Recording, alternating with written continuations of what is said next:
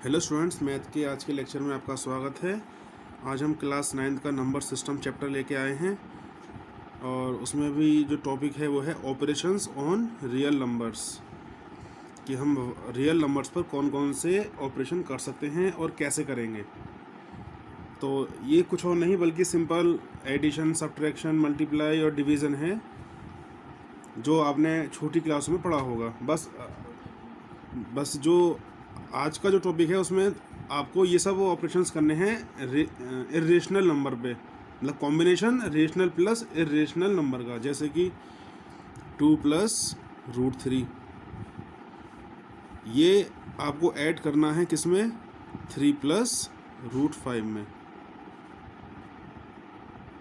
या फिर 2 प्लस √3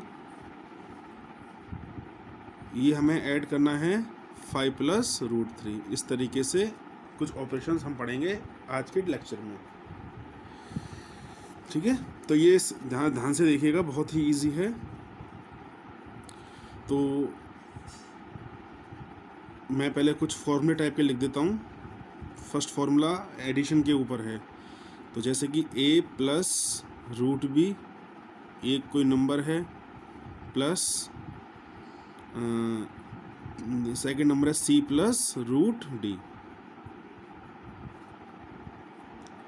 फिर हम इन्हीं चीज़ों को एक एग्जांपल के तौर पर भी समझेंगे, एग्जांपल लेकर।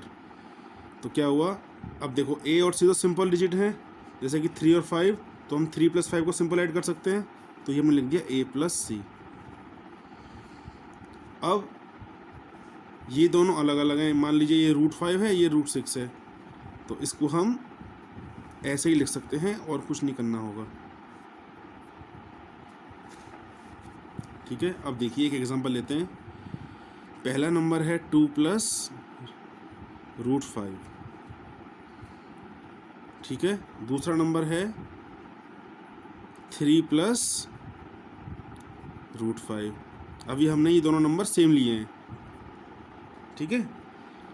तो देखिए 2 और 3 तो आपस में सिंपल जोड़ सकते हैं, तो 2 + 3 कितना हुआ? 5 हुआ, ठीक। √5 तो मैंने ऐसे लिख दिया। और यहाँ से मैं √5 कॉमन ले सकता हूँ, तो यहाँ पर क्या बचा? 1 + 1 बचा। ये √5 बाहर आया तो यहाँ 1 बचेगा, ये √5 बाहर आ गया तो ये भी 1 बचेगा, तो 1 + 1 2 हो गया। तो आंसर क्या है? 5 प्लस, अब 2 की मल्टीप्लाई इसमें कर दीजिए, तो 2√5 हो गया। तो ये कुछ नहीं है, बस ऐसे ही था, जैसे कि x + x होता है 2x, ऐसे ही √5 + √5 हो गया 2√5। तो ये हो गया ऑपरेशन नंबर 1 एडिशन का। अब हमें सपोज करिए ऑपरेशन 2 करना है सब्ट्रैक्शन। तो सपोज करिए हमको दे रखा है 3 + 3√7 माइनस 2 + 5√7। अभी मैं आपको मतलब सेम डिजिट लेके समझा रहा हूँ, ठीक है। रूट के अंदर जो वैल्यू हमने लिए वो सेम लिए, ठीक है। तो देखिए अब यहाँ से हम पहले माइनस को ओपन कर देते हैं, तो 3 + 3√7 एज इट इज़, माइनस का 2 और माइनस का 5√7। तो जो विदाउट रूट की डिजिट हैं ये और ये, उनको हम पहले सिंपली सब्ट्रैक्ट कर देते हैं। तो 3 - 2 कितना हुआ? 1। अब क्या बचा अपने पास? प्लस का 3√7 और माइनस का 5√7। यहाँ से मैं √7 कॉमन ले सकता हूँ, 1 + √7 मैंने बाहर लिया, तो यहाँ खाली 3 बचा, माइनस यहाँ खाली 5 बचा। तो 3 - 5 कितना बचेगा? माइनस का 2 होगा, और माइनस का 2 है इंटू √7 कर दीजिए, तो 1 - 2√7। इस तरीके से सब्ट्रैक्शन भी होगा। अब बात करते हैं मल्टीप्लाई। 2√7 मल्टीप्लाई 3√7, ठीक है, तो पहले जो रूट के बाहर की डिजिट्स हैं उनकी मल्टीप्लाई कर दीजिए। तो 2 × 3 कितना हुआ 6। √7 को फिर लिख लिया और √7 को हमने फिर लिख लिया। तो ज़रा ध्यान से देखिएगा मैं क्या कहना चाह रहा हूँ।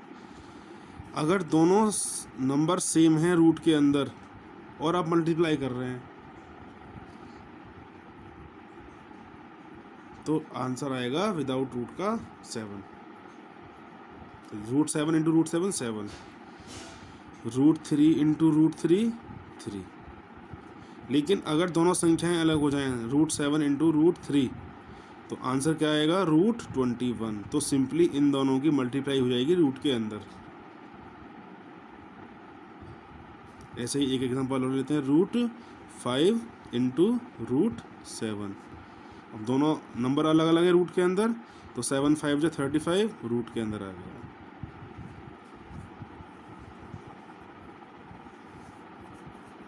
ठीक है, चलिए तो वापस यहाँ आते हैं।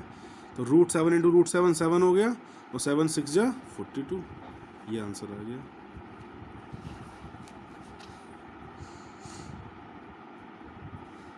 चलिए एक एग्जांपल और ले लेते हैं जिसमें कि ये दोनों नंबर अलग अलग होंगे।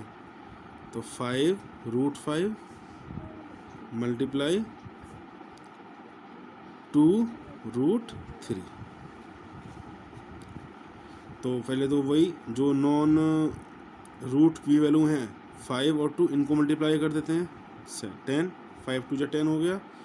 अब रूट के अंदर की वैल्यू अलग अलग हैं तो √5 × √3 कितना हो गया √15, ये आंसर हो गया। √5 × √5 होता तो 5 हो जाता, तो 5 × 10 50 हो जाता। ठीक है, चलिए अब बात करते हैं डिवीज़न की। 2 √7 डिवाइड बाई √7। तो क्या कर सकते हैं 2 √7 अपॉन √7, इसको मैं ऐसे लिख सकता हूँ। तो √7 से √7 कट गया 2।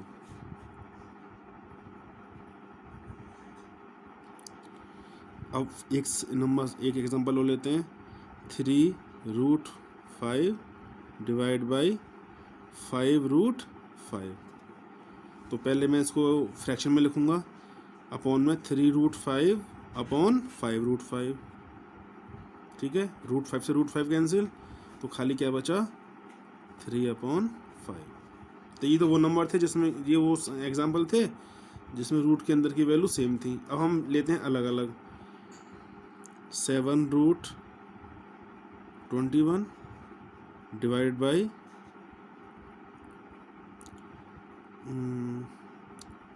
5 √3।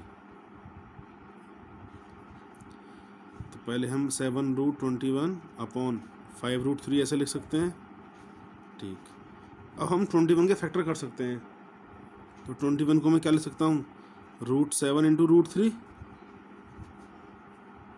भैया दोनों की मल्टीप्लाई करोगे तो √21 आ जाएगा अपॉन 5 √3। इसके मल्टीपल हो नहीं सकते, फैक्टर हो नहीं सकते, ये एज इट इज़ रहेगा।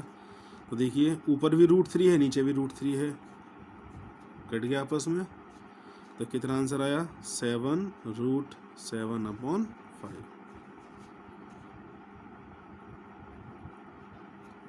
तो इस तरीके से हम रेशनल या इरेशनल नंबर पर इस तरीके से ऑपरेशन कर सकते हैं। तो उम्मीद करता हूँ कि आपको लेक्चर समझ में आया होगा। नेक्स्ट लेक्चर में हम पढ़ेंगे रेशनलाइजेशन ऑफ डिनोमिनेटर। ठीक है, तो अगले लेक्चर में आपको पढ़ाऊंगा रेशनलाइजेशन ऑफ डिनोमिनेटर। ठीक है, बहुत ही इंटरेस्टिंग टॉपिक है और बहुत ईजी समझ में आपको आ जाएगा। तो नेक्स्ट लेक्चर में आपसे फिर मुलाकात होगी। Till then good bye.